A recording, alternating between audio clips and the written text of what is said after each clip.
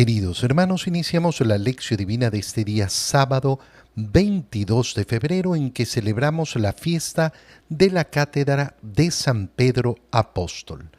Por la señal de la Santa Cruz de nuestros enemigos, líbranos, Señor Dios nuestro, en el nombre del Padre, y del Hijo, y del Espíritu Santo. Amén. Señor mío y Dios mío, creo firmemente que estás aquí, que me ves, que me oyes. Te adoro con profunda reverencia, te pido perdón de mis pecados y gracia para hacer con fruto este tiempo de lección divina. Madre mía Inmaculada, San José, mi Padre y Señor, Ángel de mi guarda, interceded por mí. Qué importante que celebremos hoy día esta fiesta de la Cátedra de San Pedro.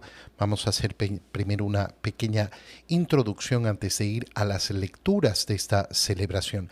Y digo importante, ¿por qué? Porque, como sabemos, el Papa está hospitalizado en este momento, el Papa Francisco, y lógicamente toda nuestra oración se dirige a pedir por su salud. Y entonces, al celebrar esta Cátedra de San Pedro, lógicamente que la Iglesia siempre mira a aquel que ocupa esa cátedra, ese puesto de San Pedro. Ya vamos a entrar a explicar más en profundidad lo que eso significa.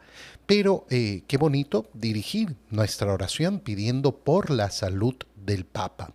Ahora, es importantísimo porque en estos días uno escucha tantas cosas. Ayer veía la rueda de prensa que dieron los doctores que están a cargo del cuidado del Santo Padre y preguntaban, pero ¿y qué va a pasar?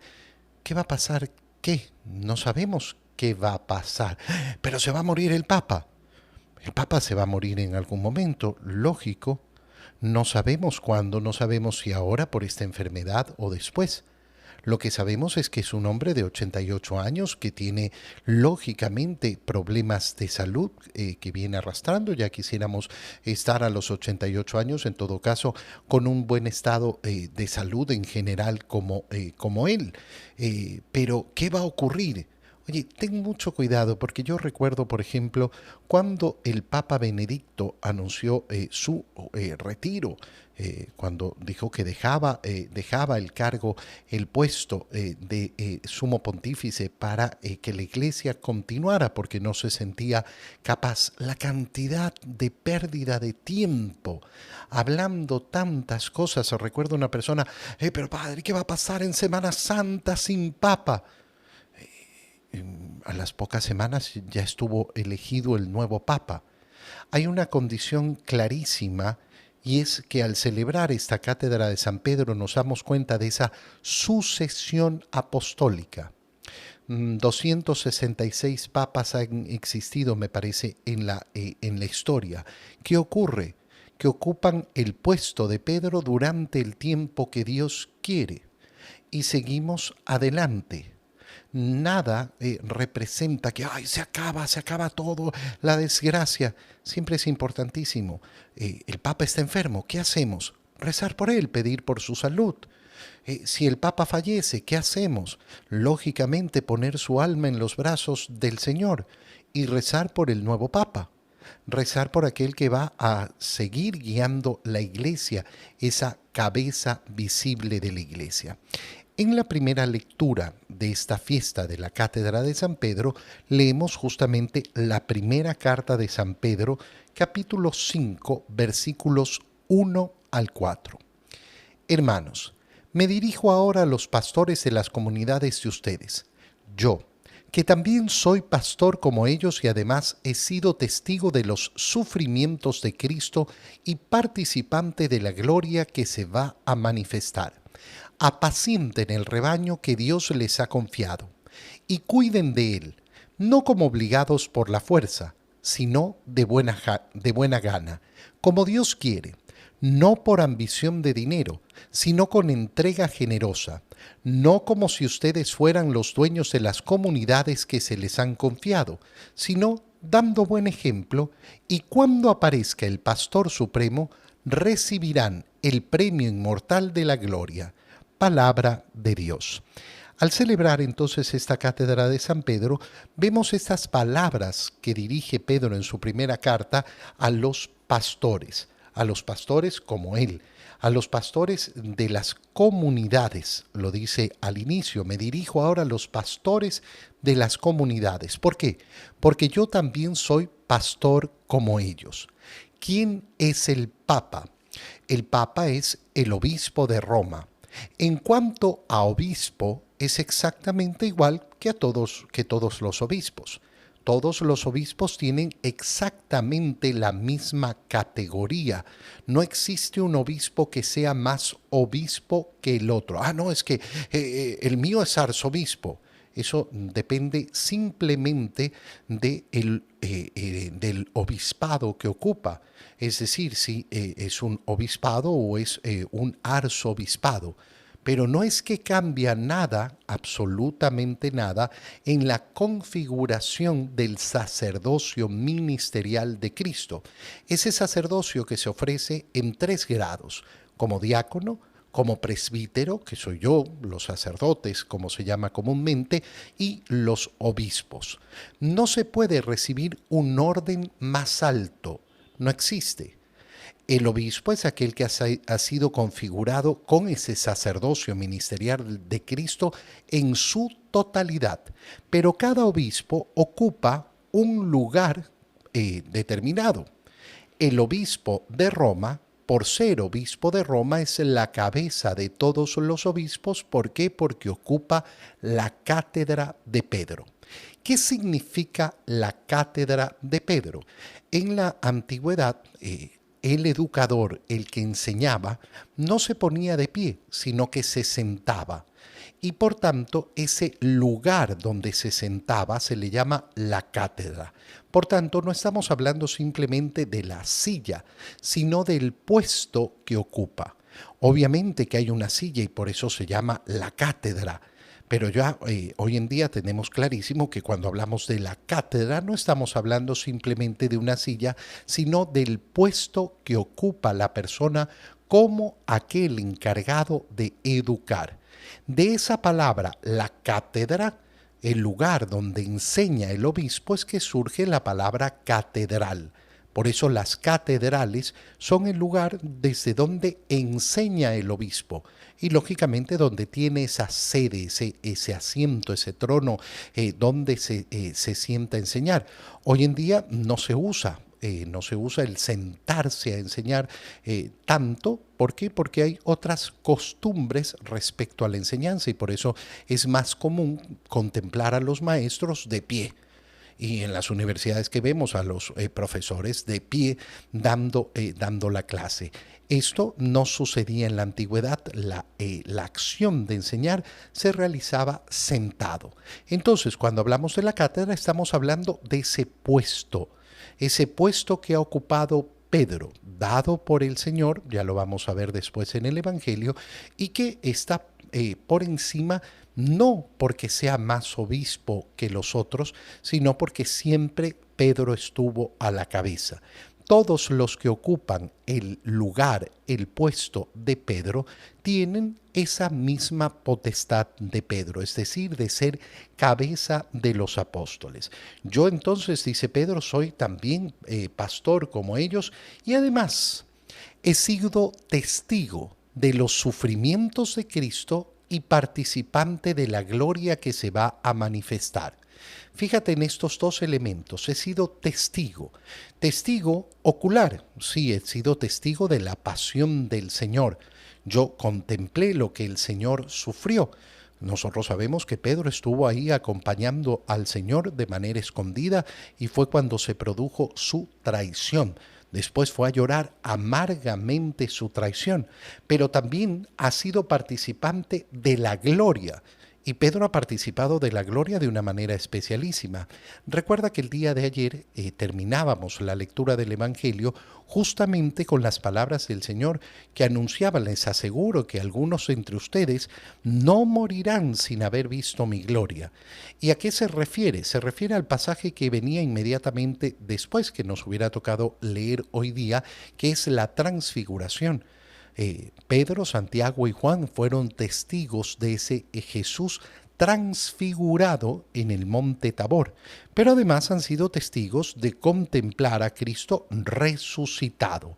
Entonces, delante de los sufrimientos, yo soy testigo, y soy testigo además, ¿por qué? Porque me ha tocado sufrir también a mí, y también he sido testigo de la gloria, y por eso anuncio la gloria. Apacienten el rebaño de Dios que Dios les ha confiado y cuiden de él. En primer lugar, no obligados, sino de buena gana, no por ambición de dinero. Nadie debe optar al sacerdocio ni debe andar buscando puestos en la iglesia, querer ser obispo para ambicionar el dinero, sino con entrega generosa. Sabemos muy bien que a lo largo de la historia de la humanidad siempre va a haber mucha gente buscando el dinero. ¿Y lo encontrará en la religión? Sí, lo encontrará en la religión. Y tendrá lógicamente después que rendir cuentas a Dios, y nunca faltarán aquellos que su corazón se envilece y anda buscando solamente el dinero. No como si ustedes fueran los dueños de las comunidades, sino dando buen ejemplo. ¿Por qué? Porque no son propietarios. Por eso ese puesto de Pedro no le pertenece a Pedro, sino que es justamente asumido por aquel que sigue después. Ya lo decíamos en la introducción. ¿Qué pasa si el Papa muere? ¿Qué viene el siguiente Papa? Nada más. Nada, absolutamente nada más, y nos dará pena del fallecimiento del Papa. Y perdón, no estoy matando al Papa porque no tengo idea. Yo rezo por su salud, por su bienestar, y el Señor sabrá cuándo le toca entregar su alma a Él.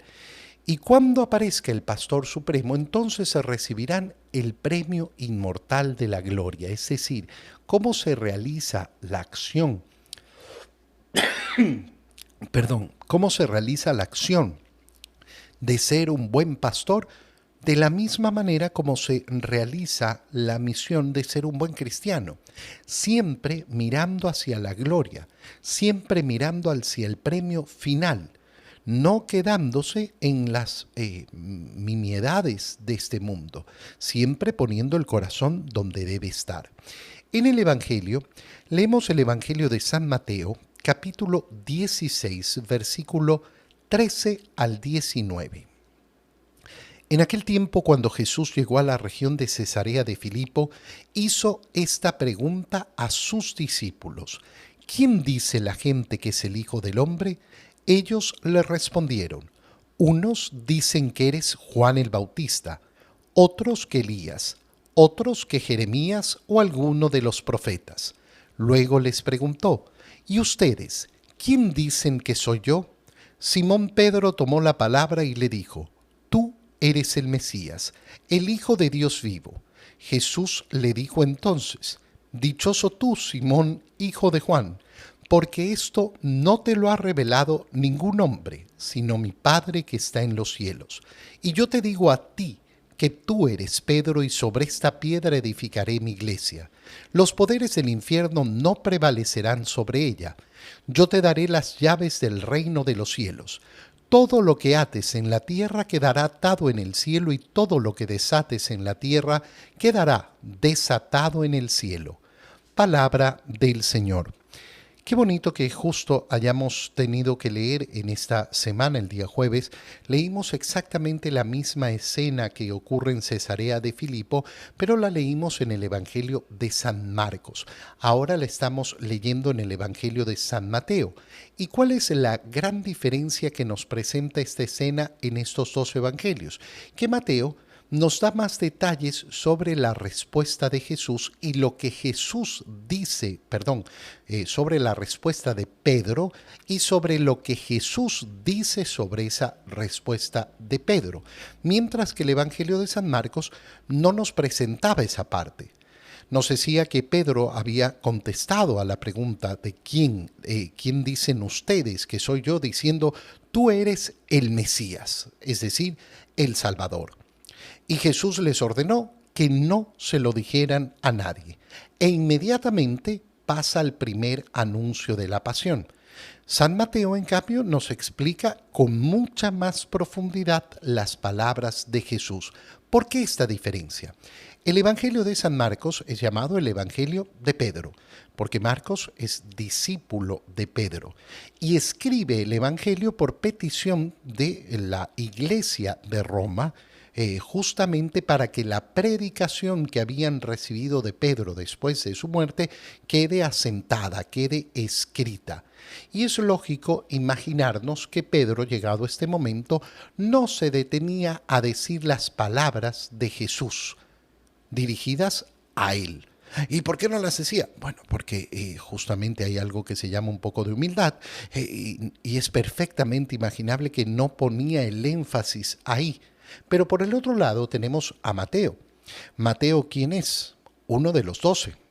Es decir, testigo directo que estaba ahí y que escribe y recuerda entonces estas palabras de Jesús que además marcaron profundamente a la comunidad de los apóstoles. ¿Por qué? Porque lógicamente se pone a Pedro en la cabeza de ese cuerpo que son los 12. ¿Dónde parte el Evangelio? De nuevo, Jesús está en la región de Cesarea de Filipo y pregunta quién dice la gente que es el Hijo del Hombre. Y ya sabemos cuál es la respuesta. La respuesta son una serie de locuras. Qué importante es darnos cuenta que ante la pregunta ¿quién es Jesús? La respuesta no es siempre correcta. No toda respuesta sobre quién es Jesús es correcta. Hay una respuesta correcta y hay muchísimas respuestas incorrectas. Esto es importantísimo, ¿por qué? Porque en el mundo son tantos los que utilizan el nombre de Jesús, pero no todos están diciendo la verdad. No todos están respondiendo de verdad a la pregunta de quién es Jesús. ¿Y ustedes, quién dicen que soy yo? Y Simón Pedro toma la palabra. Fíjate cómo Mateo además utiliza el doble nombre, Simón Pedro. Simón, que después ha sido llamado por el Señor Pedro y que ahora justamente se va a entender ese Pedro, ese ser piedra. Tomó la palabra y dijo, tú eres el Mesías. Pero nos dice San Mateo que agrega todavía más, el Hijo de Dios vivo. En el Evangelio de San Marcos se nos presentaba la primera parte, tú eres el Mesías, en lo cual se resume todo.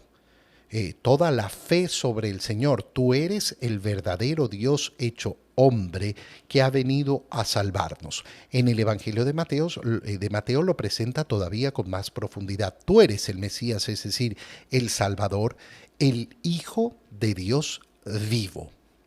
¿Y cuál es la respuesta de Jesús? No es simplemente, perdón, no es simplemente que guarden el secreto, sino que le dice, dichoso tú, Simón. Fíjate cómo en este momento le dice solamente Simón, hijo de Juan, porque esto no te lo ha revelado ningún hombre. ¿Qué quiere decir? Que esta verdad no viene simplemente del conocimiento de los hombres, sino que te lo ha revelado mi Padre que está en los cielos. Como mi Padre te ha revelado quién soy yo, como Él te ha dado esta revelación, entonces yo te digo a ti que tú eres Pedro. Y sobre esta piedra edificaré mi iglesia. No mis iglesias, mi iglesia, la única. Por eso es tan importante luchar por esa unidad de la iglesia. Y los poderes del infierno no prevalecerán sobre ella. Por eso cuando las personas se asustan delante de las situaciones que nos toca enfrentar, siempre es bueno revivir, recordar esta parte del Evangelio. La iglesia va a permanecer siempre. ¿En qué condiciones? No lo sabemos. La iglesia ha iniciado siendo perseguida Y todos los primeros papas fueron martirizados porque los romanos efectivamente querían seguir aquello de que hiere al pastor, mata al pastor y vas a dispersar a las ovejas. Y esto es efectivamente lo que sucede en el mundo, pero no en la iglesia. Se puede eliminar al pastor, pero la iglesia seguirá avanzando. ¿Por qué? Porque las puertas, los poderes del infierno no prevalecerán sobre ella. Y en cambio yo te daré las llaves del reino de los cielos. ¿Para qué? Para que puedas gobernar aquí en la tierra, para que puedas hacer cosas verdaderamente maravillosas. Entre ellas, bueno, estamos viviendo el año jubilar. Ese año jubilar que nos permite ganar indulgencias plenarias. Esa es parte de ese tener el poder. ¿Quién lo ha aplicado este año? El Papa Francisco. Y está abierto para todos nosotros esa gracia de las indulgencias plenarias que podemos ganar de un modo tan sencillo. Pero ¿cómo puede la iglesia hacer esto? Por estas palabras del Señor. Por estas palabras en las cuales se le da a Pedro las llaves del reino de los cielos para atar y desatar. De nuevo, qué bonito día para celebrar esta cátedra de San Pedro, sabiendo que el Papa Francisco en estos días está enfermo, que está en el hospital y que tenemos la gran oportunidad de rezar por él, rezar también por sus sucesores, rezar siempre por ese papado que mantenga la unidad de la Iglesia. Te doy gracias, Dios mío, por los buenos propósitos, afectos e inspiraciones que me has comunicado en este tiempo de lección divina. Te pido ayuda para ponerlos por obra. Madre mía Inmaculada, San José, mi Padre y Señor, Ángel de mi guarda, interceded por mí. María, Madre de la Iglesia, ruega por nosotros. Queridos hermanos, que el Señor los bendiga y los cuide en el nombre del Padre, y del Hijo, y del Espíritu Santo. Amén. Un feliz día para todos.